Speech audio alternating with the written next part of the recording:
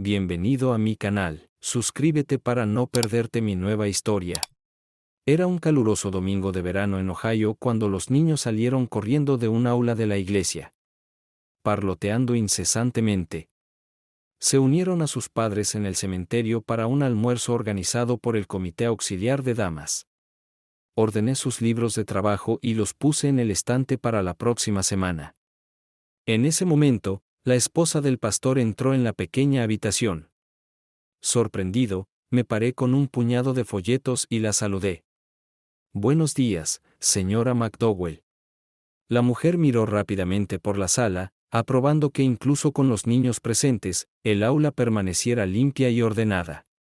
Con satisfacción en su voz, ella respondió: «Hola querida Marjorie, cuando termines de ordenar, ven a la oficina del pastor». Debí parecer confundido, no podía imaginar que había hecho nada malo. «Sí, señora, ¿estaré allí en 5 minutos?»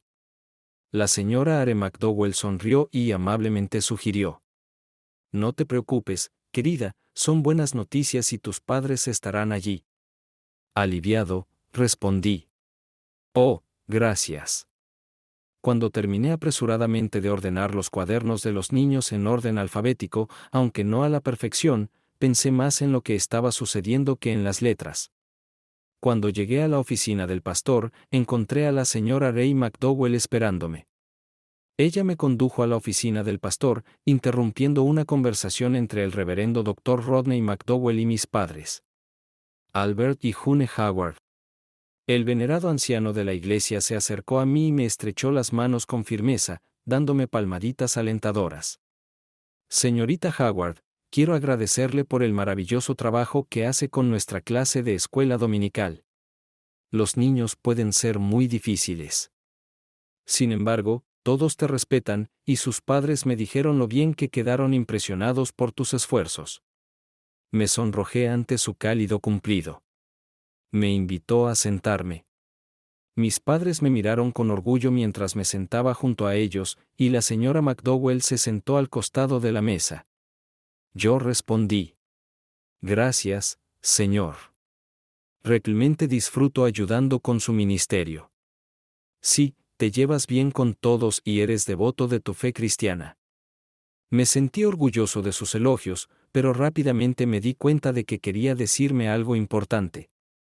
Escuché con ansiosa curiosidad: «Felicitaciones por graduarse de la escuela secundaria, con honores, debo agregar. Desde entonces he hablado con tus padres y me he enterado de tu deseo de continuar tu educación». Ahora estaba muy avergonzada y miré a mis padres. Parecían orgullosos pero tristes. Mi padre me asintió con severidad para que escuchara atentamente al médico. Me mordí el labio inferior y obedientemente me volví hacia el pastor, que continuó hablando. No quería herir los sentimientos de mis padres al admitir su incapacidad para ayudarme a pagar la universidad. Papá no me criticó por mi vanidad sobre la educación superior, pero sentí lo mal que se sentía por no poder darme esa oportunidad. La señora McDowell y yo hemos estado buscando una manera de ayudarte a lograr tu digna aspiración. Luché por decirlo. Dr. McDowell, señor, las necesidades de mi familia deben ser lo primero. Eres una hija devota y fiel a tus amorosos padres, señora». Cauteloso, McDowell intervino sabiamente: «Oh Rodney, dile a la pobre chica lo que has hecho antes de que todos nos perdamos en la vergüenza». Miró a su esposa con una sonrisa tensa, pero admitió: «Toda la razón, querida». Volviéndose hacia mis padres, asintió pensativamente con la cabeza y dijo: «Marjorie, estábamos buscando una manera de recompensarte por tu dedicación a tu familia y a nuestra iglesia, y encontramos una beca para ti». Casi abro los ojos de asombro. Pagará todos los gastos durante 2 años en el Instituto Covenant en Cleveland. Clases, libros, dormitorio, comida, casi todo. Solo tendrá que traer su propia ropa y artículos personales. Incluso habrá un pequeño estipendio para el dinero de bolsillo. Estaba aturdido. Dios mío, eso sería maravilloso. «Oh, mamá, papá, ¿escuchaste eso?». Mi padre respondió con una sonrisa apretada: Sí, Marjorie, el querido pastor McDowell nos lo explicó. Pero por favor escucha con atención, chica, hay una obligación.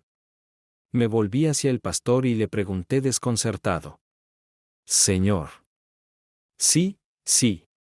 El Instituto Covenant es una rama de una de las fundaciones del señor Musarañas, John D. Rockefeller. Él era un fiel creyente del pacto. También era maestro de escuela dominical. Como saben, su legado filantrópico respalda los esfuerzos misioneros del Sínodo Presbiteriano en el extranjero. A cambio de capacitarlo en funciones administrativas, deberes pastorales y un idioma extranjero, se compromete a trabajar en el extranjero durante los próximos 2 años en una de las oficinas de la misión. Durante este servicio, recibirá educación adicional tanto en el aula como por correspondencia. Además, ganará un pequeño salario y un subsidio de subsistencia. Al final de esta experiencia, recibirá una licenciatura en Administración de Oficinas Pastorales y Administración Caritativa. Al escuchar esta generosa oferta, sentí que mis mejillas se calentaban. Me quedé sin aliento. Oh, Dios mío, yo, no sé qué decir, todo suena tan maravilloso. Por supuesto, querida, esto fue una sorpresa para ti. Me disculpo por decirte esto tan de repente. Naturalmente, debes hablar de esto con tus padres antes de aceptar un compromiso tan importante que te vincule durante los próximos 4 años. Siempre me he enorgullecido de mi capacidad para mantener la calma en cualquier situación, pero esta vez mi mente estaba en crisis. El monje se disculpó y nos dejó a mí y a mi esposa solos. Por un segundo me senté aturdido y en silencio en la silla. Entonces mi padre se aclaró la garganta y mi madre sacó un pañuelo de su bolso. Impulsivamente, me lancé a sus brazos mientras intentaban felicitarme. Sentada de rodillas a sus pies, miré a las 2 personas que amaba más que a nada en el mundo. Oh, sí, y mi hermana Ann de 12 años. Con alarma en mi voz, exclamé. Mamá, papá, este es mi sueño. Pero no puedo dejarte. ¿Quién cuidará de ti, mamá, cuando te enfermes? Papá, sería egoísta de mi parte dejarte. Necesitas mi ayuda para cuidar a mamá y hacer las tareas del hogar y eres demasiado joven para asumir esas responsabilidades. La expresión de confusión en sus rostros me rompió el corazón cuando mi madre respondió con voz quebrada. Oh, querida, te lo ruego, por favor, esta es tu oportunidad de construir tu vida. Entonces ella susurró. Puedo cuidarme a mí misma. Mi padre se dio la vuelta, avergonzado de admitir sus defectos como esposo y padre. Después de una breve lucha interna, una expresión decidida apareció en su rostro. Marjorie querida, por favor no sacrifiques esta oportunidad por tu devoción a nosotros. Nos las arreglaremos. Le escribí a tu tía Ruth pidiéndole que se viniera a vivir con nosotros a cambio de ayuda para cuidar a tu madre. Mamá lo miró atónita. Todos sabíamos cuánto le disgustaba su hermanita. Criticó abiertamente a Ruth por su comportamiento gratuito cuando trató de pedir dinero prestado el otoño pasado. Vi que mamá estaba profundamente conmovida de que papá encontrara la fuerza para tragarse su orgullo, superando el disgusto de mi hermana esposa por pedirle a Ruth un favor tan oneroso. Sé que mi madre se siente culpable porque a menudo está enferma. Si tan solo el Dr. Vic Profest pudiera curarla. Pero el tumor maligno se está propagando lenta e inexorablemente, y los medicamentos son de poca ayuda. Papá se secó los ojos con un rápido movimiento de la manga, colocando suavemente la mano sobre el frágil brazo de su esposa enferma. Él me lo dijo con decisión. Debe aceptar esta oferta de beca. Esta será una oportunidad para mejorarte y ver el mundo. Estudiarás durante la mayor parte de 2 años y luego viajarás al extranjero durante otros 2 años. Ruth ocupará tu habitación y les pediré a Albert y Walter que me ayuden a cerrar el porche trasero y hacer una habitación libre para cuando vengas a casa a visitarte. La señorita Marjorie Howard estudió diligentemente en el instituto durante 2 años. Se especializó en habilidades de secretaría y contabilidad y también estudió los conceptos básicos del japonés y el coreano. Al graduarse, aceptó una asignación en el lejano oriente, y pasó los siguientes 2 años trabajando en las oficinas administrativas de la misión en Yokohama, Japón y Busan, Corea del Sur. Las oficinas de administración de la misión estaban ubicadas en el edificio Moto ubicado en el distrito en Asia de Yokohama. La oficina central de correos, junto a las vías del tren que conducen al puente sobre el río, se encuentra a medio camino entre las oficinas de la misión y la oficina de la prefectura de Kanagawa. La alcaldía temporal se encuentra actualmente en el edificio de la Comisión Electoral Central. Mi experiencia en Japón fue abrumadora. Todo era tan diferente.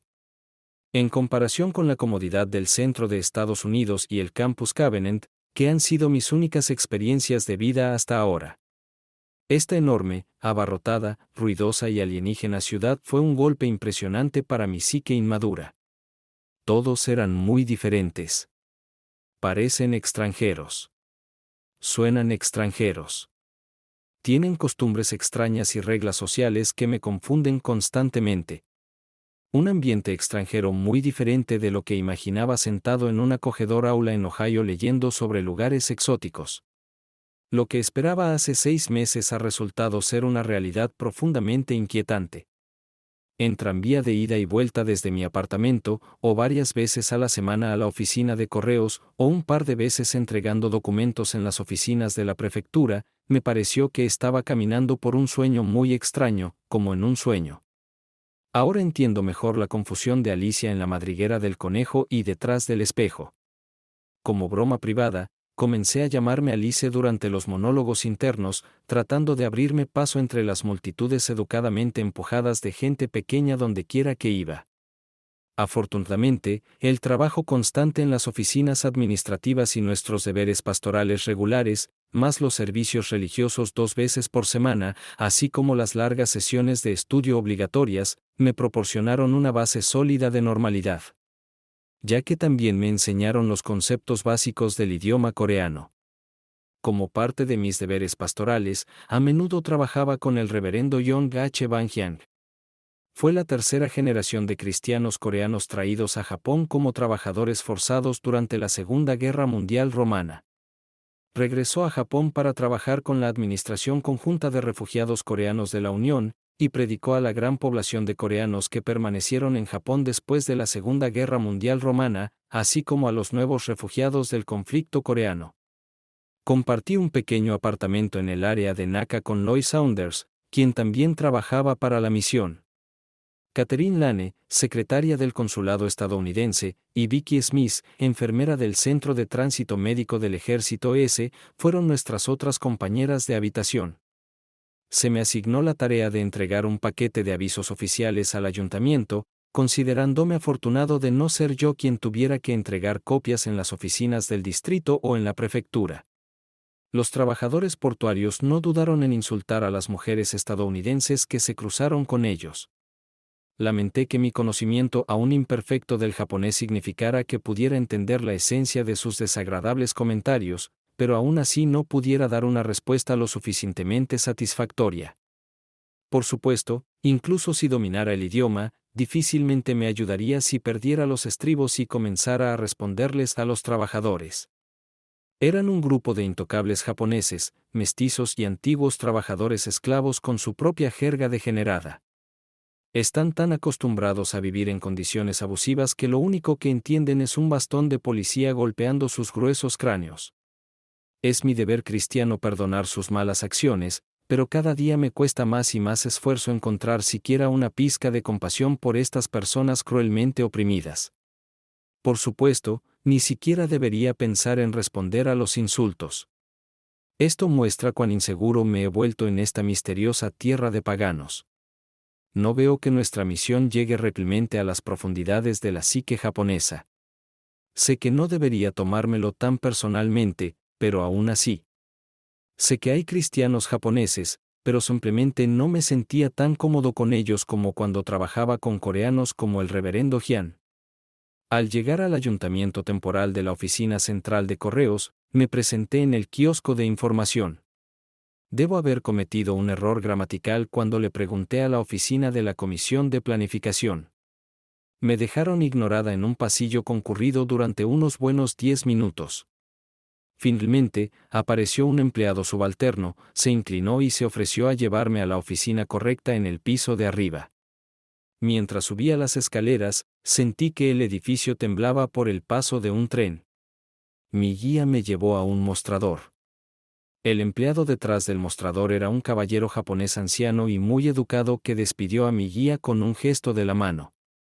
Como él es mayor en edad y rango oficial, me incliné y esperé a que hablara primero. Con una elegante reverencia, se presentó.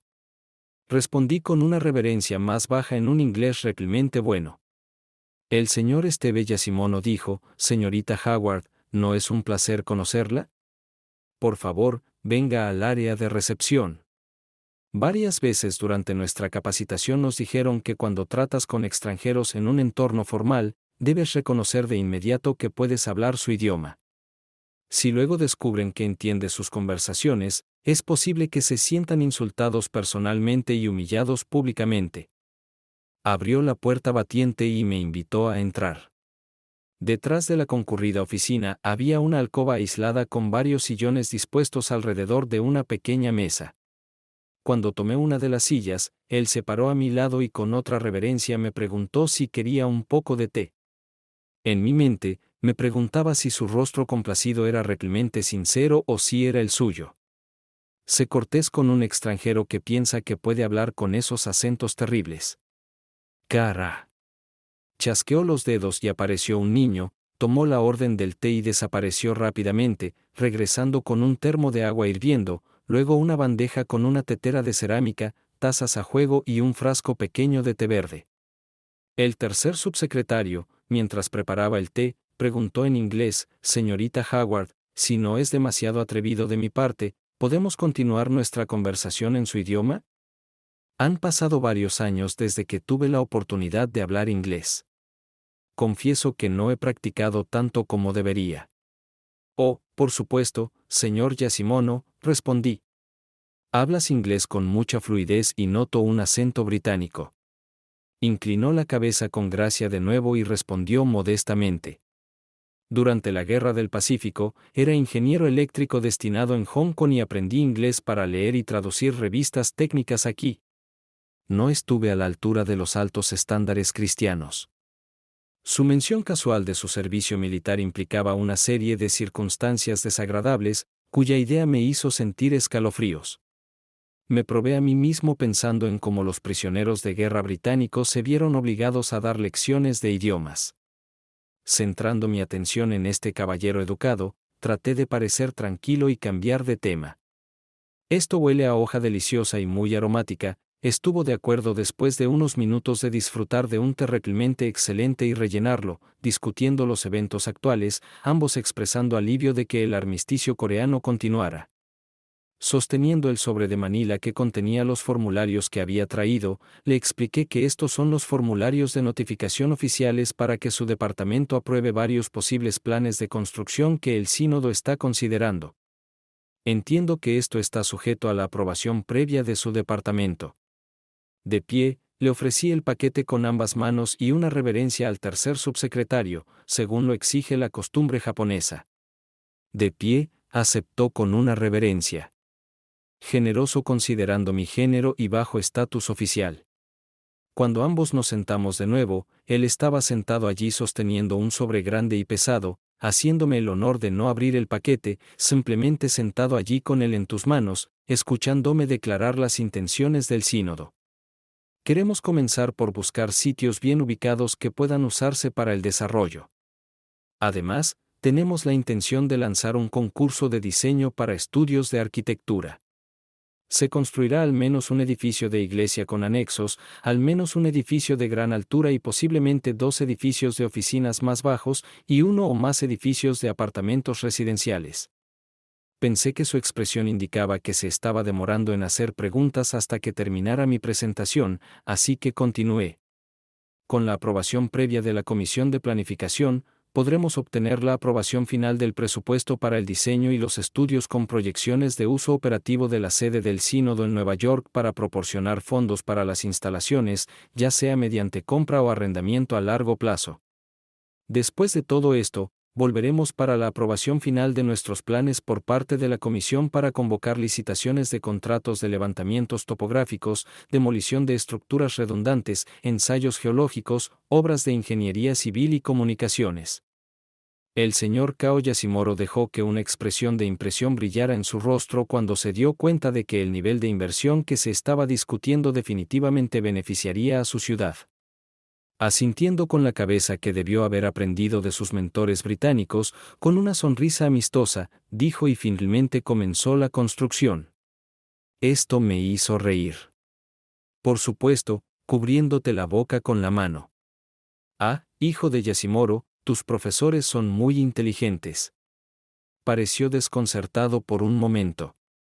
No entendí qué decir esto en japonés con el gesto de taparme la boca cuando me río con la cabeza y los ojos bajos.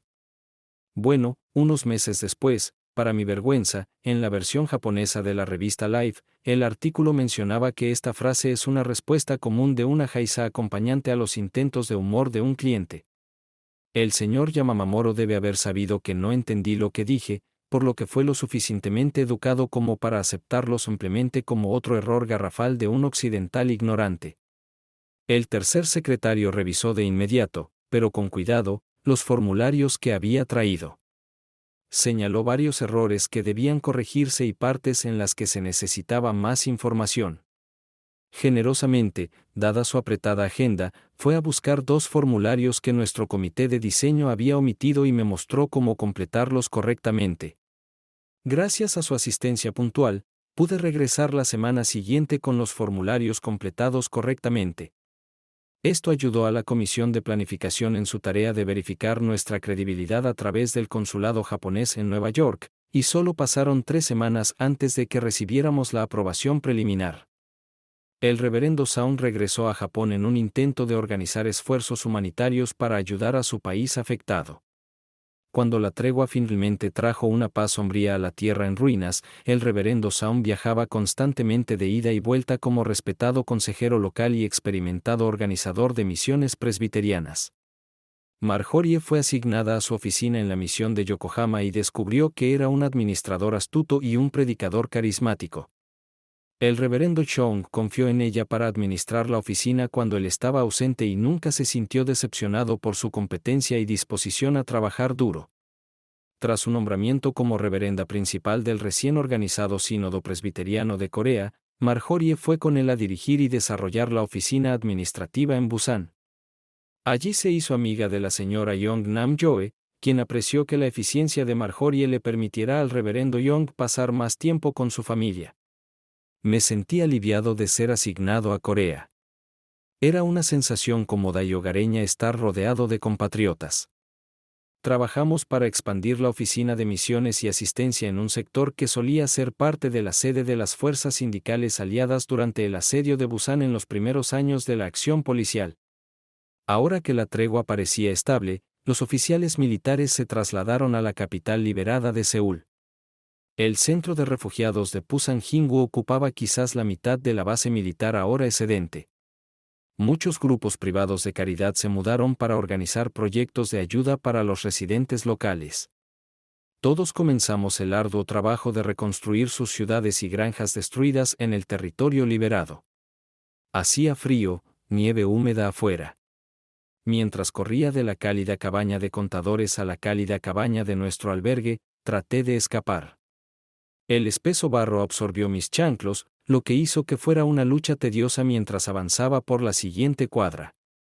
Más adelante, a través de un estrecho espacio en la bufanda que cubría mi rostro, vi a un equipo de carretera paleando grava desde la parte trasera de un camión. Todos estaremos contentos cuando terminen de reparar esta carretera. Hubo un ciclo monótono de vientos cálidos que soplaban polvo fino por todas partes, luego lluvias torrenciales que convertían todo en barro apestoso, luego el frío hacía que cada paso fuera un tedioso ejercicio de deslizamiento. Y esto sucedió una y otra vez. Finalmente, cuando llegué al dormitorio de la iglesia de mujeres, me detuve en el raspador para quitar los varios kilos de barro que se habían acumulado en mis zapatos. Había algunas cuerdas de oropel colgando de la puerta y las pequeñas ventanas tenían vistas borrosas de las decoraciones navideñas caseras que los residentes habían colgado adentro. Subí los escalones con cansancio, me agarré con cuidado a la barandilla y entré al pasillo. Fui recibido por mi señora y nuestra ama de llaves. Ella me ayudó a quitarme las chanclas para limpiarlas y colgar mis abrigos y bufandas. Después de estar afuera en el frío por debajo de los 20 grados, fue agradable entrar en un albergue cálido con su acogedor olor a pastelitos frescos y música navideña. Transmisiones de radio desde Afrofi con decoraciones caseras. Era muy acogedor, como en un correccional para niñas. O al menos de eso bromeaban las chicas que hacían trabajo social. Por un segundo, las lágrimas me picaron los ojos por una ola de nostalgia. Entonces Katy me llamó y Phyllis me saludó con la mano desde donde se sentó junto a la litera de Julia. Katy, con su habitual voz alegre, exclamó. Julia se comprometió. Ella me agarró de la mano y me atrajo hacia la multitud. Hubo voces envidiosas discutiendo sobre la suerte de Julia. La joven morena Julia Donnelly fue un interesante contraste de felicidad engreída y desconcierto. Ella soltó un grito. El teniente Franks me acaba de proponer matrimonio. Aaron se enteró de que su ala aérea se dirige a casa vía Hawái y quiere que vaya con él. Su comandante me permitirá un asiento en uno de los aviones de transporte. Podemos casarnos en Pearl Harbor y pasar una semana o más de luna de miel en Hawái antes de que Johnny tenga que presentarse en Tustin para ser dado de alta.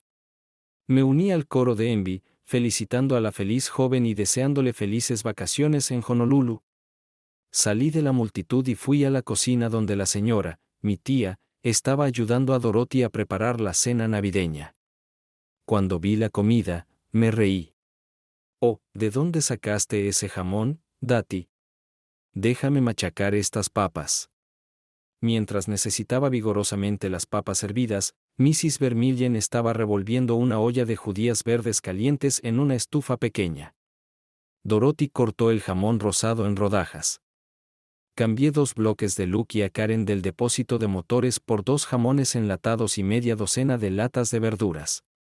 Su dormitorio puede fumar y los conductores están tan ansiosos por obtener sus papeles que agradecen profusamente a los empleados. Me hizo un poco de gracia que ya no sintiera ningún remordimiento por aprovechar la oportunidad de recibir cigarrillos a pesar de que no somos fumadores, o que la comida definitivamente fue robada. Estos pequeños actos de intercambio hacen que las duras condiciones y el trabajo interminable sean un poco más soportables. Saqué un poco de nuestra preciosa mantequilla blanca del viejo refrigerador y una lata de leche condensada para hacer un puré. Luego, la pequeña coreana me empujó suavemente el codo y me pasó el salero y pimentero. Nos sonreímos el uno al otro y le agradecí en coreano con mi acento llano del Medio Oeste, del que el ama de llaves era demasiado educado para reírse abiertamente. Ella también apreció mis esfuerzos por hablar su idioma nativo y que traté de incluirla en algunas de nuestras actividades. Siempre he descubierto que cuando aprovechamos los cortos periodos de buen clima para salir del campamento y visitar las atracciones locales, tener un hablante nativo amigable con nosotros da como resultado un mejor trato por parte de los lugareños. Mrs. Urs Mayan era la viuda de un oficial del ejército surcoreano cuya unidad fue destruida, cubriendo valientemente a las tropas estadounidenses mientras se retiraban a los bancos y el perímetro. La señora Mayen trabajó duro para ganarse el favor de las mujeres que vivían aquí. Ella quería encontrar un trabajo permanente como ama de llaves para una familia extranjera adinerada después de que terminaran todos estos eventos. Necesitaba orientación para esto, y le enseñó a entender inglés, incluso si era demasiado tímida para hablarlo con frecuencia, con la esperanza de que esto le permitiera ahorrar suficiente dinero para jubilarse cómodamente. Ella no esperaba que el gobierno surcoreano cumpliera con sus vagas promesas de una pensión de viudedad. Durante mi trabajo con el Sínodo Presbiteriano de Corea, conocí al atractivo reverendo Malcolm Mead, y en unos pocos meses nos comprometimos gradualmente. Una vez que Malcolm encontró una asignación pastoral en Ohio, decidimos casarnos en junio después de regresar a casa en los EU. Más tarde supe que cuando mi padre recibió mi carta explicando mi nuevo amor y el de Malcolm, incluida información sobre el reverendo Malcolm Mead, su educación, preparación para el ministerio y nuestra experiencia como pastores aquí en Corea del Sur, estábamos buscando una cita en el este de Ohio. Mi padre llevó esta carta al reverendo McDowell y le pidió que revisara las referencias de los pastores jóvenes. El Dr. McDowell pudo recibir buenos comentarios de la facultad y el personal de Malcolm. Reverendo Dr. McDowell descubrió que su ministerio fue lo suficientemente exitoso como para contratar a un pastor asistente, lo que le permitiría pasar más tiempo con su familia y trabajar en su próximo libro. Esto es lo que le decidió a enviar a Malcolm una oferta de trabajo. Fue un viaje largo y tedioso desde el lejano oriente, con breves paradas en Honolulu y San Francisco, Denver y Chicago, finalmente en Ohio. Pasé la mayor parte de 2 años en el Instituto Covenant en Cincinnati. Luego fue asignada al extranjero a Japón y Corea por otros 2 años. Estos 4 años fuera de casa me dejaron con un sincero anhelo de hogar y comodidad, y especialmente de familiares y amigos y las comodidades de la clase media del Medio Oeste. Cuando nuestro último tren pasó por las granjas verdes y las vibrantes comunidades de Ohio, presioné mi frente contra el vidrio vibrante y me dije a mí mismo, Dios me bendiga, he extrañado este hermoso país. Debo haber dicho mis acaloradas palabras lo suficientemente alto como para que Malcolm se sentara a mi lado para escucharlas. Estaba dormitando sobre un libro de historia bíblica escrito por su nuevo jefe, el reverendo Dr. McDowell. Cansado del viaje como estaba, levantó la cabeza hacia mí y preguntó: «Discúlpame, querida». Me alejé de la ventana y me froté la frente, que estaba presionada contra el cristal. Dije un poco más alto por el ruido del tren. Estaba pensando en voz alta, querida, que finalmente acercándome a casa, cuán hermoso es este país con las bondades de Dios y lo que me hace feliz dar gracias por nuestra llegada segura. Asintió lentamente, mirando por encima de mi hombro el paisaje que pasaba. Volviendo sus hermosos ojos azules hacia mí, frunció los labios y admitió: «Después de haber visto la devastación de la guerra, tenemos la verdadera bendición de tener la mano protectora de Dios descansando sobre la frente de Estados Unidos. Somos elegidos por Dios para habitar en una tierra tan justa y generosa. Tu deseo de agradecer al Señor demuestra porque eres una perla entre las mujeres». Me sonrojé ante sus elogios y respondí modestamente: «Mis sentimientos de gratitud al Señor se enriquecen con la bendición de tu amor». Se rió con orgullo de mi cumplido. Levantando la mano, me abrazó, me acercó y me besó primero en la frente aún enrojecida y luego besó brevemente los labios sedientos. Me alegré secretamente de que no hubiera asientos uno frente al otro en este carruaje y las pocas personas que pudieron ver nuestro abrazo miraban por la ventana discutiendo sus propias vistas del paisaje que pasaba. Me vio sonrojarme y juguetonamente pellizcó mi mejilla con una sonrisa varonil refunfuñando en mi oído. «Pronto, pronto, señorita Marjorie Howard, se convertirá en la señora Malcolm Mead y tendremos que averiguar cuántos deberes matrimoniales la harán sonrojar». Mis mejillas se enrojecieron ante su insinuación, y fingí alejarme horrorizada ante la insinuación. Solo puedo prometer tratar de vivir como un modelo de virtud. Si alguien más hubiera dicho esas palabras, habría sospechado que eran sarcasmo. Sin embargo, mi querido Malcolm era demasiado sincero por naturaleza. Sentí una punzada de vergüenza por mi fugaz duda sobre su bondad innata. Me di cuenta de que Lucifer se aprovechó de mis emociones femeninas para susurrarme sedición al oído. Decidida a ganarme la confianza de esta querida persona, fortalecí mi determinación. Dirigí deliberadamente la conversación hacia temas más agradables para mejorar nuestro estado de ánimo antes de mi primera reunión con los padres de Malcolm. Sé que debo mostrar amor cristiano. Sé que necesito trabajar más en la humildad, pero Dios mío, los padres de Malcolm me dieron cierta sensación de malestar con su indiferencia y falta de afecto al regreso de su segundo hijo. Mostraron poca cordialidad hacia Malcolm y apenas pudieron contener su hostilidad hacia mí como su futura nuera. Todos sabían que el anillo de compromiso de su abuela era el legado especial de la anciana. Iba a casarse con el primero de sus 3 hijos y ninguno de los hermanos de Malcolm ya estaba comprometido. Rápidamente se hizo evidente que sus padres no querían renunciar al anillo. Escuché la fuerte discusión de Malcolm con sus padres a puerta cerrada antes de que aceptaran entregarlo. Malcolm estaba claramente orgulloso cuando colocó este hermoso anillo en mi dedo como símbolo de nuestro compromiso. Regresamos a Youngstown unos días después, Malcolm tratando de seguir siendo valiente, pero pude ver que estaba decepcionado por la renuencia de sus padres a bendecir nuestra unión. Nunca supe si sus objeciones eran contra mí o contra el propio Malcolm. Hasta el día de hoy los incluyo en mis oraciones para que el Señor les enseñe misericordia y gracia. Sé que no debo juzgar, pero el Señor ayuda solo a aquellos que están listos para ayudarse a sí mismos. Su hermano menor Randolph se escapó con una chica de su universidad unos meses después. El hermano mayor, Clarence, se casó un par de años después, pero nunca escuché que su unión fuera feliz. Lo último que escuché, después del fracaso de su segundo matrimonio, Clarence adoptó a un primo para criarlo como heredero de lo que quedaba de la propiedad familiar. Cualquier oscura historia familiar que impidió que el legado de Mead continuara se pierde en los recuerdos borrosos del tiempo. El orgullo viene antes de una caída. Al regresar a Youngstown, de camino a mi casa, nos detuvimos en la primera iglesia presbiteriana para recibir asesoramiento matrimonial y una entrevista final para el puesto de pastor asistente y su esposa por parte del reverendo mayor Dr. Rodney McDowell. Me sorprendió, y creo que Malcolm estaba avergonzado de cómo nuestra negativa a entablar relaciones prematrimoniales impresionó al clérigo principal. Ustedes dos serán maravillosas adiciones a esta comunidad. Usted dio un ejemplo maravilloso al llevar a cabo las muchas responsabilidades que se requieren de este puesto.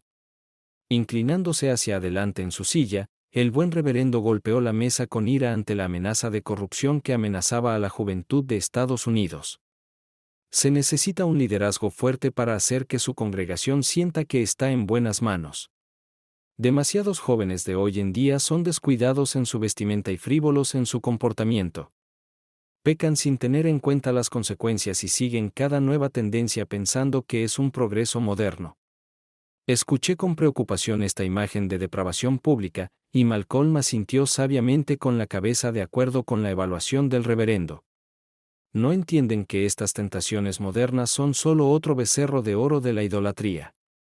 Mi preocupación aumenta a medida que observo el rápido curso de la sociedad estadounidense en la actualidad. Oré en silencio, manteniendo el silencio modesto apropiado para una mujer de fe. Mientras el buen médico se recostaba en su silla giratoria de madera y tomaba un sorbo de agua de un vaso sobre la mesa, mi prometido se inclinó hacia adelante, extendiendo una mano y tocando el dedo de la otra al compás de sus palabras. Malcolm predicó. Dr. McDowell, como sabiamente dijo, en su Historia de Naciones Piadosas, el mayor peligro para los elegidos de Dios son las artimañas seductoras de este mundo. Concluyes que no son enemigos extranjeros los que amenazan a nuestro pueblo, sino la tentación interna de los elegidos por sus propias flaquezas y la observancia perezosa de los mandamientos de Dios. El buen doctor estaba claramente conmovido de que Malcolm fuera lo suficientemente reflexivo como para leer su trabajo. Esto hará que sea más fácil preparar a su nuevo protegido para el arduo trabajo de pastorear el rebaño del Señor. Yo, por otro lado, trabajaré con la señora McDowell, con quien ya trabajé antes de ir al Instituto Covenant y que es una mentora tan atenta como podría pedir. No tener una mujer mayor a la que acudir en busca de consejo fue difícil para mí. La enfermedad crónica de mi madre la dejó incapacitada e incapaz de enseñarme lo que toda joven debería saber. Tuve la suerte de hacer amistad con varias mujeres en la universidad y en el extranjero. Sin embargo, todos tenían mi edad y casi tan limitada en experiencia de vida como yo. La señora McDowell se dio cuenta rápidamente de mi inmadurez y me tomó bajo su protección para enseñarme lo que necesitaba saber para mi matrimonio y mis responsabilidades pastorales en el hogar. El buen reverendo insistió en que nuestros avisos de matrimonio se publicaran de inmediato para que nuestra boda pudiera llevarse a cabo en junio. Entre mi alegre familia y el entusiasmo moderado de los parientes de Hidromiel, nos casamos. Mientras escribía cartas de agradecimiento por los modestos obsequios que mi familia y amigos nos habían dado, se hizo evidente que los Meads, mucho más ricos, eran muy tacaños en su elección de obsequios. En la recepción posterior a la ceremonia, la madre de Malcolm me llamó a un lado y, en un tono altivo de superioridad innata, dejó en claro que el anillo de compromiso era la principal manifestación de la caridad de sus padres. Sus palabras, no las mías. Además, se suponía que debía considerarse el legado de Malcolm. Humildemente puse la otra mejilla y le agradecí su generosidad tan sinceramente como mi afligido corazón pudo permitir. Ojalá le hubiera contado a mi nuevo esposo sobre las duras palabras de su madre. No quería estropear su alegre estado de ánimo. Además, creo que él conocía a su familia mejor que yo y siempre descartaba sus roles paternos. Al responder a los donantes de regalos, amablemente incluí una carta al señor y la señora Mead agradeciendo a su familia por sus humildes esfuerzos tan elocuentemente como pude soportar. Más tarde escuché de otra nuera que los Meads me acusaron en privado de insultar con débiles elogios.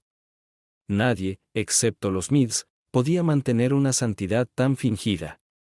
Después de una breve luna de miel en las cataratas del Niágara, aceptamos el papel de pastor asociado y su esposa en la primera iglesia presbiteriana en Youngstown. Gradualmente, me di cuenta de que la relación con Malcolm se trataba de que yo quedara embarazada y cumpliera el mandamiento de Dios de no rechazar físicamente a mi pareja. Esto significaba 2 veces por semana en la oscuridad, lo quisiera o no, excepto los días en que tenía mi periodo. Acepté esto como mi destino, encontrando satisfacción en poder compartir estos momentos de intimidad con mi esposo.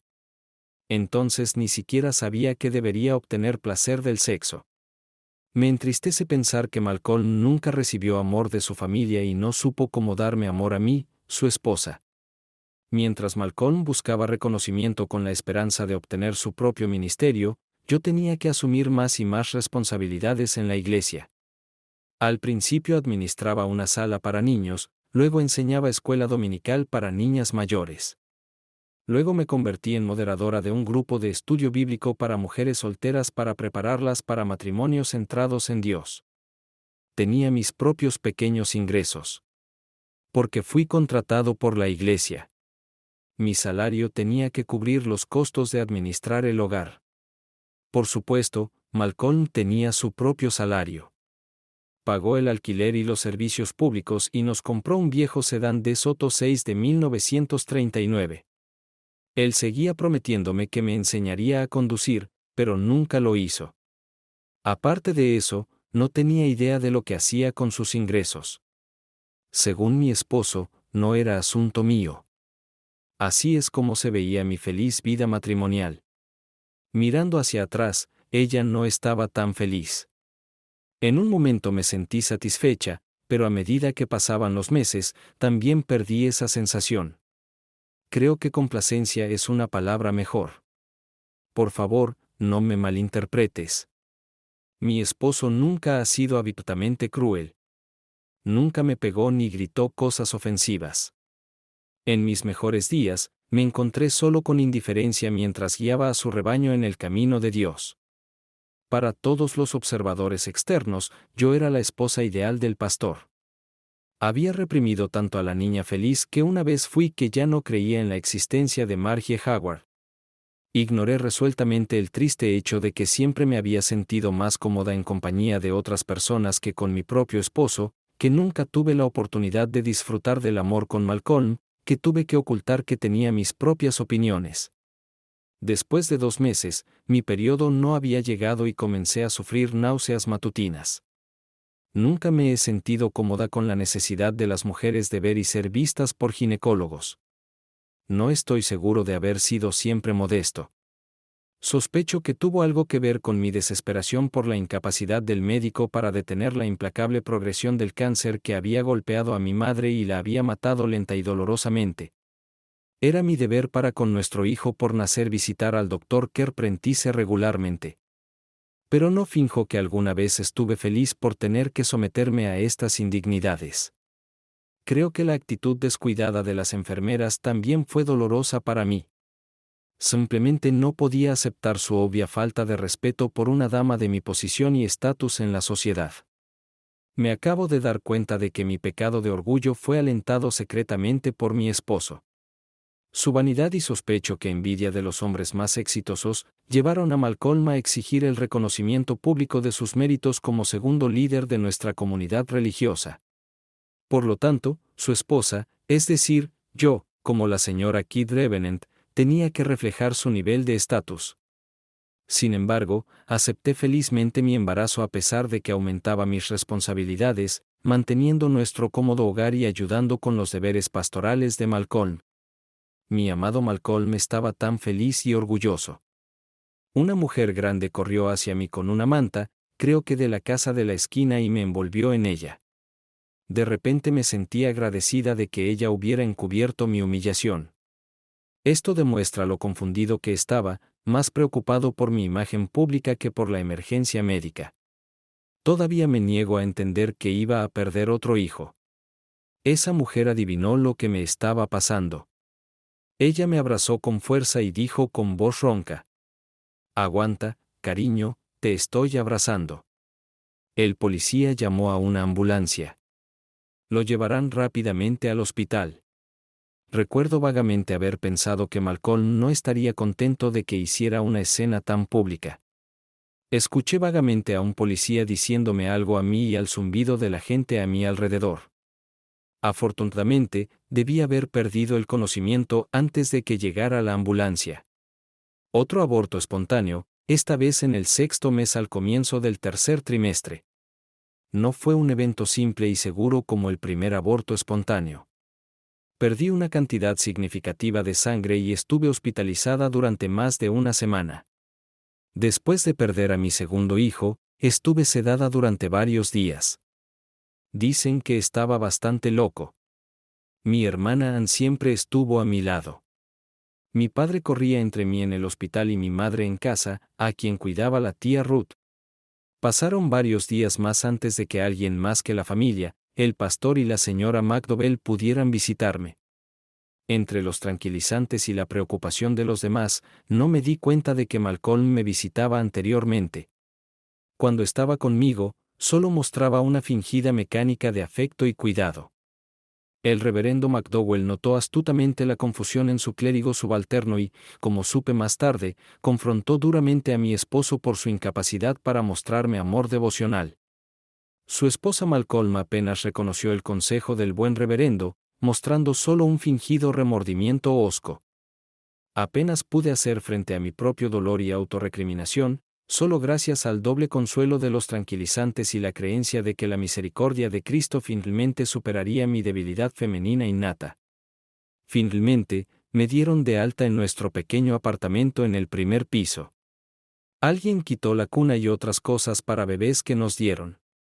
Este pequeño segundo dormitorio era la oficina en casa de Malcolm para preparar sermones y lecciones. Cuando anunciamos que se convertiría en una guardería, el reverendo McDowell hizo arreglos para que Malcolm tuviera una oficina en la iglesia. Descubrí que Malcolm había puesto una cama individual allí y dormiría allí, diciéndome que dejaría una habitación grande para mí y mis necesidades. Finalmente, nos quedamos solos en casa, y luego la presa emocional se rompió en un torrente de dolor y reproche que separaría a Malcolm, a mí y a nuestro matrimonio. Me senté en el sofá de nuestra sala de estar, perdida en el dolor. Ann finalmente se fue a casa con nuestros padres a pasar la noche. Todos pensaron que sería bueno darnos algo de privacidad para nuestro dolor. Malcolm llegó a casa y me encontró sentado en la oscuridad. Caminó por el apartamento y encendió todas las luces. Luego regresó y me miró con tal desprecio que quedé paralizada por el miedo a su ira.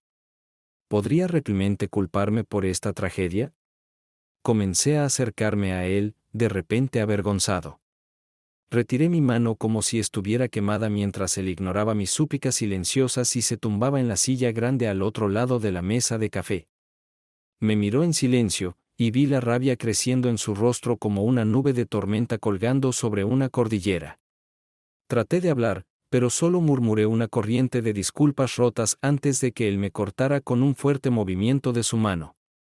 Luego, en un tono de odio que nunca antes había experimentado, escupió: «Perra estúpida, te dije que te quedaras en casa». Su crudo insulto me dejó atónito y mi acusación me desconcertó. ¿Cuándo me dijo que deberías haber ido de compras y comprado algo en lugar de quedarte en casa como debería hacerlo la esposa de un pastor? Eres una mujer tan estúpida y no tienes el sentido común que Dios te dio. Ya estaba llorando ante estas palabras, avergonzado de que mi propio Malcolm pudiera expresar tanta ira hacia mí, su esposa, mi hijo. Mis 2 hijos están muertos. Porque eres una mujer patética, débil y sin valor. No puedes cumplir con tu deber matrimonial conmigo y tener a mis hijos a salvo. ¿Cómo puedo confiar en ti cuando no puedes cumplir tu compromiso de juramento conmigo? Prácticamente me gritó y mis sollozos se intensificaron. Has resultado ser, tal como me advirtieron, una pérdida de mi tiempo y esfuerzos para sacarte de la pobreza. Tu linaje es uno de degenerados, como demostraste emulando a tu madre en descomposición. Creo que le grité a esta corriente de veneno verbal. En mi estado debilitado, no podía protegerme excepto acurrucándome en el sofá. Malcolm vio el efecto que sus palabras tuvieron en mí, como un depredador hambriento persiguiendo a su presa destrozada, atacó de nuevo. Me dejé seducir por un patético fracaso femenino, una hija de Eva incapaz de engendrarme hijos. Como fui engañado por tus encantos vacíos. Eres un tonto y estropearías mi semilla para producir idiotas. Me tiré al suelo y me arrodillé, levanté sus manos juntas en oración y su rostro manchado de lágrimas en súplica. Malcolm, por favor, te lo ruego, perdóname. Ruego a Dios que tenga misericordia de mí, de nosotros. Esto pareció enfurecer aún más a Malcolm. Saltó de su silla con maldiciones e insultos incomprensibles. Me agarró por los brazos, dejándome moretones dolorosos, me sacudió violentamente y de repente me tiró a su esposa con desprecio. Habiendo pronunciado maldiciones incomprensibles y obscenidades, entró en su habitación y cerró la puerta de golpe.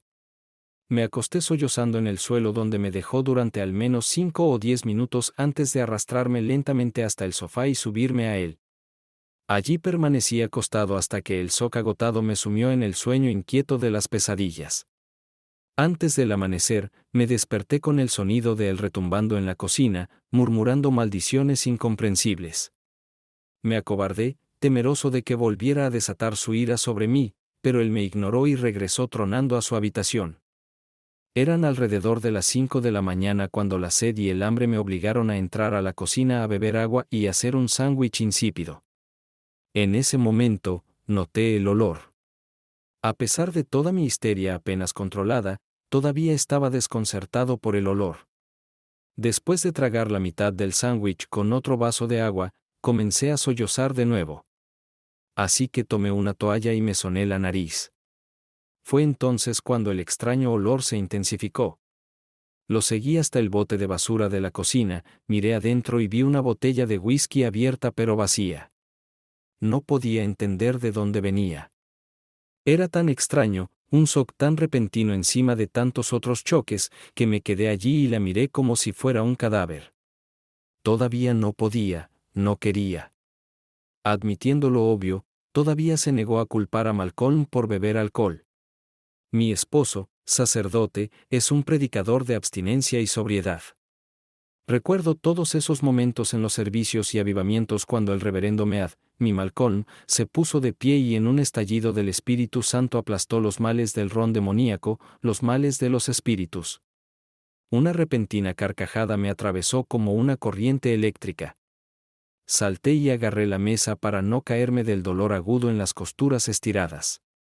Era Malcolm, mirándome fijamente y burlándose de mí con un miasma de whisky. Entró en la cocina y me dio un codazo, sosteniendo otra botella vacía en la otra mano. Mi esposo estaba borracho. Sollocé una oración a Dios para que lo salvara.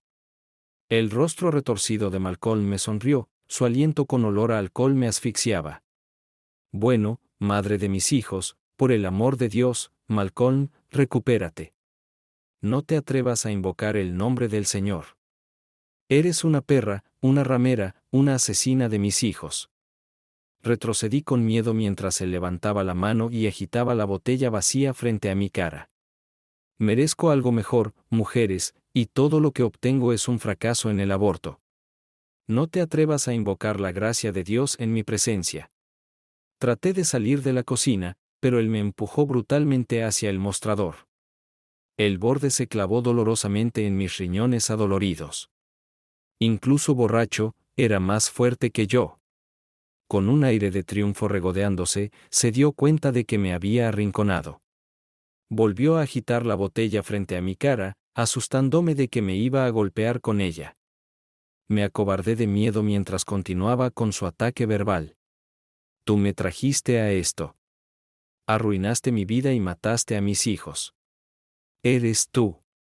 Tú eres la razón de todo mi sufrimiento todos estos años. Todas ustedes, mujeres, mi madre, Hattie, Lauren y Marjorie. Eres la peor de todas esas mujeres que cuelgan de mi cuello. Todos ustedes están tratando de destruirme con sus formas engañosas. ¿Cómo puede un hombre ser un hombre cuando está rodeado por las tentaciones de mujeres malvadas, asesinos de niños, Jezabel y brujas?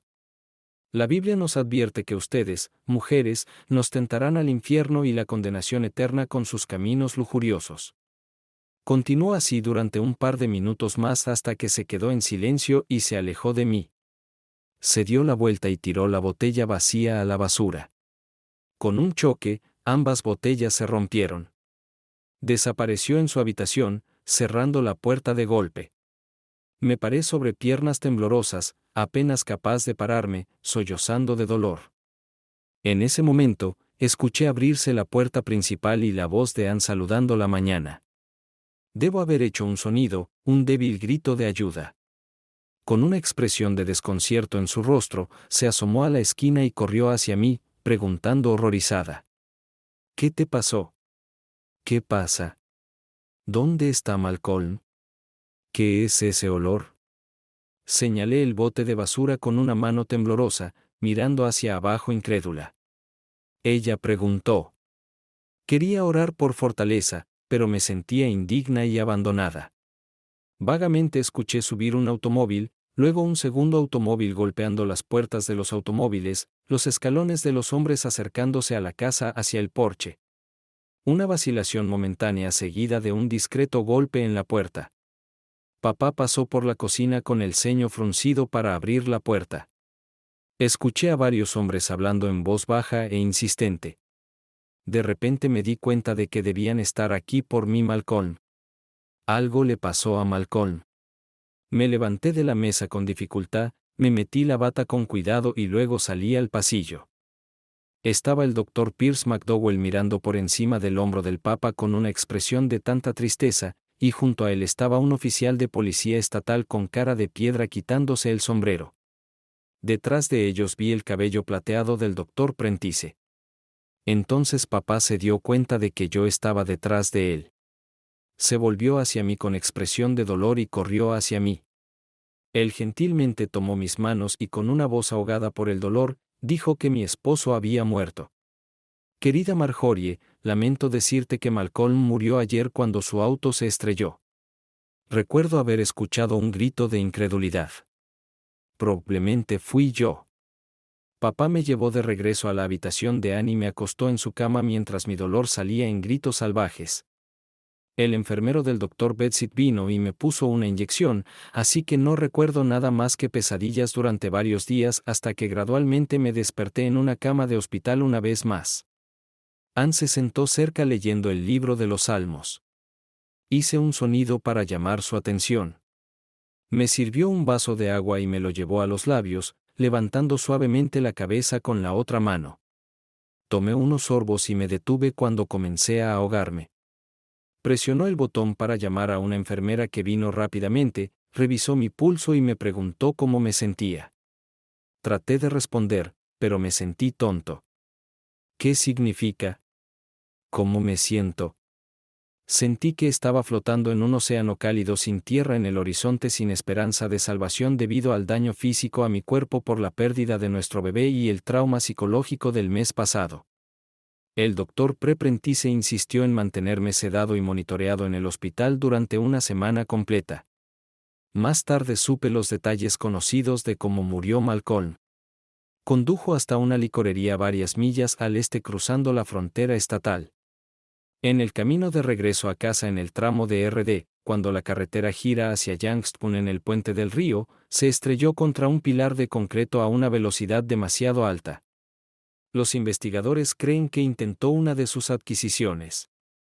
Encontraron una botella de whisky con la tapa abierta rota a sus pies y pedales debajo del volante. Otras botellas esparcidas de la caja en el piso detrás del asiento del conductor también estaban rotas, pero las tapas aún estaban atornilladas. Toda esta cantidad de alcohol mezclado con gasolina incendió el automóvil y quemó al joven reverendo Malcolm Mead. De alguna manera sobreviví la semana siguiente. No estoy segura de si fue la conmoción por la muerte de mi esposo o los medicamentos que me dieron para ayudarme a dormir. Personalmente me sentí entumecido, como si fuera un cadáver. Sabes, pasamos por la vida creyendo que hemos sobrevivido a lo peor que la vida puede arrojarnos. Y luego, sin previo aviso, nos enfrentamos a una situación aún más grave para la que nunca estamos preparados. En octubre de 1957, después de un funeral con ataúd cerrado junto a la tumba, el ataúd de Malcolm acababa de ser bajado al suelo. El reverendo doctor Del Smithen acaba de terminar el servicio. Todos inclinamos la cabeza en una última oración silenciosa por el alma de Malcolm Mead. Aunque parece que no todos estábamos tan absortos en esta lúgubre ceremonia. Media docena de parientes consanguíneos de Malcolm, la familia Mead, se considera que asisten a los últimos ritos por uno de los suyos.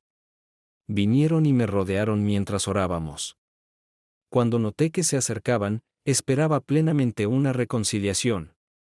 Agradecí de antemano que intentaran consolarme a mí, la viuda de su hijo. Sin embargo, esto no sucedió. Exigieron que les diera la mitad del dinero del seguro de mi esposo. Estaba tan conmocionada por esta escandalosa demanda y su comportamiento agresivo que retrocedí temerosa, incapaz de responder. ¿Cómo comenzó su familia a causar tal escándalo? Sin dudarlo, mi padre rompió decisivamente entre yo y estas personas. Me sacó de su entorno y me entregó a la señora McDowell, a mi hermana Annie y a algunas otras mujeres que audazmente me rodearon con un abrazo protector colectivo. Escuché a papá negar airadamente que hubiera algún seguro, que este modesto funeral fuera pagado por el capítulo de la Orden de los Alces al que pertenecía Malcolm y por donaciones de sus feligreses. El doctor McDowell se apresuró al conflicto primero para evitar que mi padre y el señor Mead, el padre de Malcolm, llegaran a las manos. Cuando nuestro pastor se dio cuenta de que las necesidades me amenazaban por una póliza de seguro inexistente, el buen reverendo repelmente perdió la calma. ¿Quién podría creerlo? Nunca lo hubiera creído, pero yo estaba allí. Incluso rodeado de protección, alejándome de la pelea, escuché cómo el hombre de Dios, con un rugido de indignación, atacó a esa bandada de chacales. Con el rugido de un león, atacó a los medos. Después de todo, ustedes no contribuyeron ni un centavo al funeral de su propio hijo. No tienes derecho a exigir nada. Ahora ten la decencia de irte en silencio antes de que yo personalmente te eche. Se podía escuchar a la multitud murmurando maldiciones en los Meads. Las amenazas fueron lo suficientemente serias como para convencer a esta familia de avaros de volverse y huir. Todos estuvieron de acuerdo en que su comportamiento era grosero y vulgar. Nadie podía creer que me tratarían a mí, una viuda afligida, de manera tan insultante. La vergüenza y el miedo del hidromiel les hicieron olvidarse de la otra exigencia. Querían que les devolviera el anillo familiar que Malcolm recibió en el testamento de su abuela. Pensé que, debido a todo el alboroto que inicialmente hicieron al dejarlo en sus manos, debía ser valioso, pero ni siquiera pensé en valorarlo. Unas semanas más tarde, recibí una carta del abogado de la familia Mead exigiendo que les devolviera el anillo. Amenazaron con demandarme por un reembolso. Pensé que mi papá estallaría cuando tomó la exigente carta de mis manos temblorosas y la leyó. Esta gente es increíble. Marjorie, querida, no tienes que preocuparte por esas cosas. Si llegan más cartas de alguien que no conoces, enséñamelas primero. Asentí, aturdido, luego susurré con miedo. Oh, papá, ¿qué debemos hacer? No podemos pagar un abogado.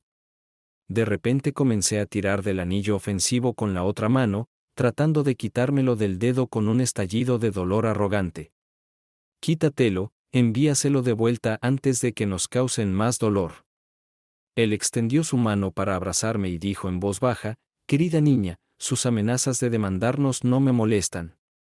Iré al doctor McDowell y él nos dará buenos consejos sobre la respuesta correcta. Mientras tanto, debe continuar descansando y tomarse este tiempo para considerar si realmente desea recuperar este símbolo de su vínculo sagrado con Malcolm y orar por la guía divina para asegurarse de que está tomando la decisión correcta. La tía Ruth se quedó a un lado escuchando, luego se acercó apresuradamente y me sentó a la mesa del comedor mientras ella iba a tomar un vaso de té helado. Ella miró por encima del hombro y exclamó enojada: Albert, deberías golpearlos en sus narices de sangre azul. Un montón de hipócritas malditos y santos. A la noche siguiente, papá nos dijo que había recibido una carta amenazante para nuestro pastor. Él, a su vez, recurrió a un abogado especializado en derecho de familia y estaba listo para ayudarnos de forma gratuita. El juez Larsen es un destacado abogado que ha sido elegido juez de primera instancia en varias ocasiones. Nos dijo que no estaba obligado a devolver el anillo a Midam. Claramente me pertenecía por ley, costumbre y reglas de la Iglesia. El juez Larsen escribió una carta mordaz condenando a la familia Mead por su atroz intento de extorsión. Las dos oficinas legales intercambiaron correos electrónicos muy fríos declarando nuestras afirmaciones contradictorias. Finalmente, después de mucho examen de conciencia y oración, decidí que no quería quedarme con el anillo. Tal egoísmo mental envenenaría cualquier intento futuro de reconciliación con la familia Mead. Malcolm era mi amado esposo antes de que el veneno del diablo lo destruyera, pero también era su hijo y hermano. No podía, con la conciencia tranquila, dejar una ruptura tan amarga por este tema mundano. Sí, mi corazón se hundió cuando regalé este monumento a nuestro amor, pero no era la reliquia de mi familia. Mi simple anillo de bodas de oro es lo que realmente valoro como símbolo de la unión matrimonial entre Malcolm y yo. Años después, cuando comencé a pensar en un nuevo matrimonio, era hora de seguir adelante y finalmente cerrar la puerta al pasado. Le di el anillo de oro a una organización benéfica que ayuda a parejas jóvenes pobres con vestidos de novia y artículos como anillos de bodas si es necesario. Cuando mi padre le dijo al juez Larsen que había decidido devolver el anillo familiar, nuestro abogado asumió otro caso. Su oficina solicitó una copia del testamento de la abuela de Malcolm. Después de estudiar cuidadosamente el codicilo que describía el anillo, comparó la descripción con algunas fotografías antiguas que su personal había obtenido de la boda y la vida de su abuela. Luego nos llevó a papá y a mí a una joyería, donde un viejo joyero muy agradable me quitó cuidadosamente el anillo del dedo con un poco de aceite y mucha paciencia. Comentó mientras soltaba el anillo. Anillo de oro de 10K barato. La mitad del tamaño es demasiado pequeño para ti, jovencita. Podría causar algunos problemas graves si siguiera usándolo. Mientras miraba los diamantes a través de su monóculo, resopló incrédulo. Todo este drama por culpa de esta basura. El diamante central es de baja calidad, alrededor de 2 zanahorias rodeadas por media docena de diamantes amarillentos de baja calidad, aproximadamente media zanahoria más en total. Sacudió su calva cabeza gris con disgusto y sostuvo el anillo en la palma de su mano por un momento, reflexionando sobre su valor de mercado. Los registros indican que su prometido compró el anillo original en 19.8 en Boston y pagó 1.800 por él, un precio muy alto para esos tiempos. Varias fotografías antiguas que datan del 99 fueron tomadas para su próxima boda. Le muestran a la hermosa joven señorita Frederique Holtman que es la futura señora Frederique Mead. Muestran claramente su mano izquierda con el anillo original, que no coincide con este anillo ni con la descripción de este anillo en el codicilo. Nos quedamos atónitos ante esta revelación, continuó. Luego, 2 fotografías más nuevas fechadas en 1922 y 1926, probablemente tomadas en eventos formales o celebraciones, muestran que ya no usa el anillo original. Parece que hacia el final de la Primera Guerra Mundial, la familia Mead estaba especulando fuertemente con productos agrícolas y aparentemente sufrió mucho por el colapso del mercado de productos básicos después del armisticio. probablemente vendieron silenciosamente el anillo original en ese momento para sobrevivir. La primera mención de un anillo real se remonta a 1932, cuando la abuela de Malcolm recibió varias joyas de la herencia de un primo. Uno de los anillos coincide con la descripción del que sostiene, señor Howard. El anciano abogado hizo una pausa por un momento para ordenar sus pensamientos. Es posible que la anciana estuviera confundida y comenzara a creer que el anillo era su anillo de compromiso original, o que hubiera cierta confusión en las historias entre los miembros de la familia. Desafortunadamente, no pudimos encontrar fotografías claras de ella usando anillos antes de su muerte. Para entonces, ya tenía reumatismo, lo más probable es que mantuviera bajo llave todo lo de valor. Su testamento fue una maraña de adiciones y supresiones de codicilios durante varios años. Sospecho que su familia tuvo cierta influencia en el tribunal testamentario para que lo aceptaran sin una investigación adecuada. Por suerte, con estos registros podemos demostrarle a la señorita Marjorie que el anillo. Intervine en silencio. Sigo siendo la señora Malcolm Mead. El juez se inclinó levemente como señal de disculpa y continuó. Señora Mead, podemos probar que el anillo que devuelve es el mismo que le dio la familia Mead. Por eso sentí que era importante establecer una cadena de pruebas para protegerte de su ira si se dan cuenta de lo malo que es el anillo y tratan de acusarte de fraude. Tuve que lidiar con discusiones y peleas tan sucias. Papá originalmente iba a devolver el anillo él mismo y aprovechar una última oportunidad para decirles a estas personas lo que pensaba de ellos. Pero el juez Larsen lo convenció de que no lo hiciera, para mi alivio, y creo que papá también, ya que iría en contra de su fuerte sentido de caridad y perdón cristianos. Su señoría insistió hábilmente en que al menos 2 miembros de la familia Mead estuvieran presentes y un recibo del anillo descrito en el codicilo de la abuela. Así es exactamente como formuló la condición.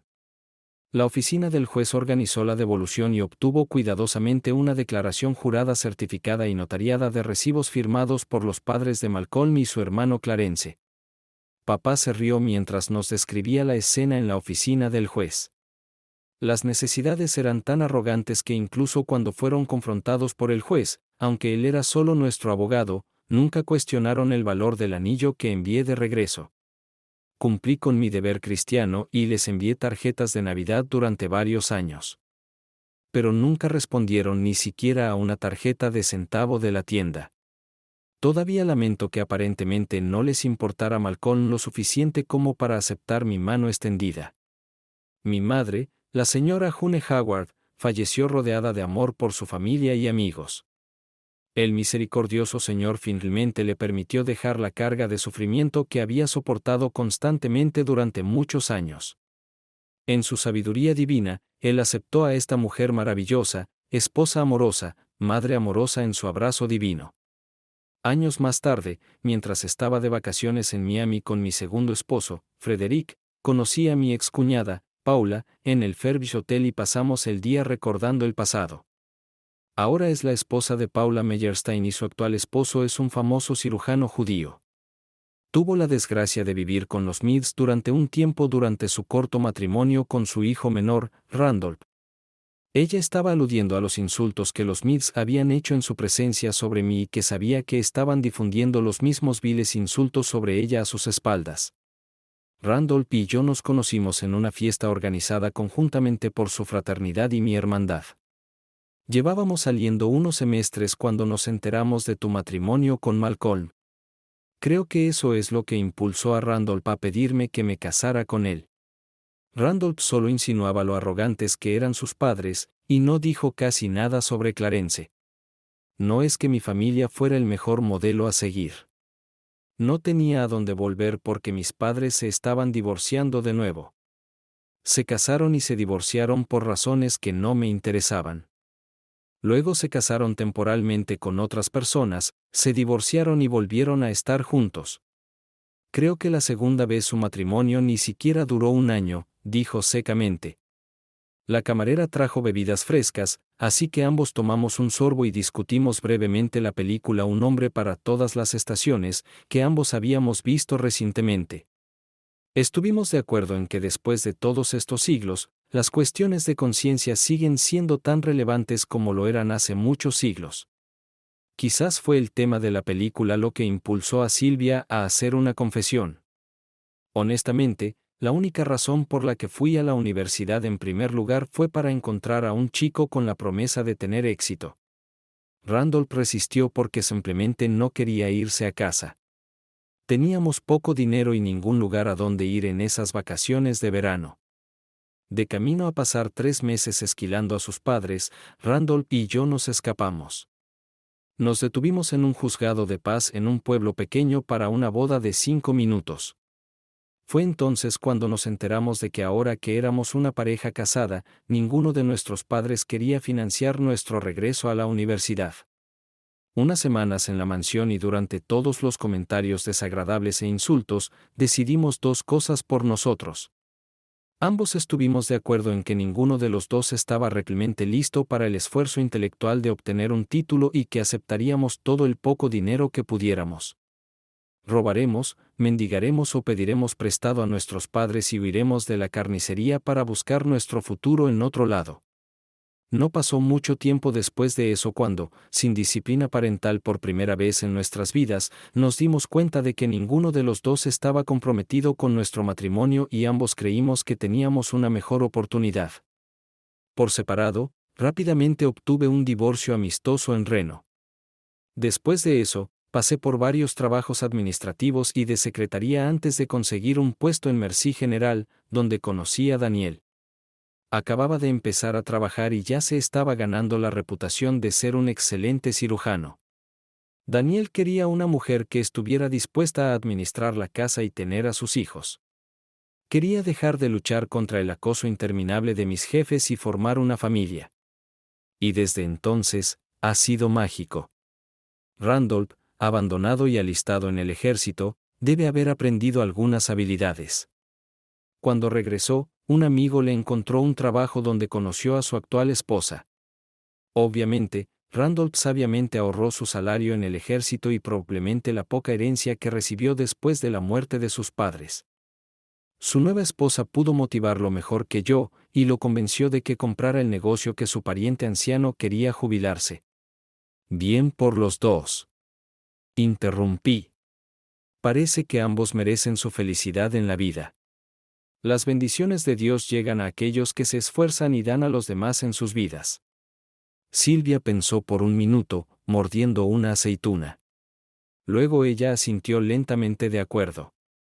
Como tú, cariño. Me sonrojé, dándome cuenta de que mis palabras podrían malinterpretarse como autoalabanza. Sin embargo, la otra mujer entendió astutamente mi reacción y dijo enfáticamente: Detente, Marjorie, no hay necesidad de ser tan autocrítico. Tu bondad muestra cuán bendecida es tu vida ahora. Entonces el rostro de Silvia mostró disgusto. Clarence, por otro lado, es el hermano mayor. Era el ejemplo de la crianza de sus padres, tan extraño como un pato y con la personalidad de un ladrillo en la cabeza. Por supuesto, sus padres siempre negaron que fuera gay, pero no me pueden engañar. Sus 2 matrimonios fueron fracasos instantáneos. En ambas ocasiones, las mujeres obtuvieron anulaciones alegando que él no podía excitarse por ellas. Me sorprendí a mí mismo al sentir solo una leve incomodidad por su lenguaje explícito.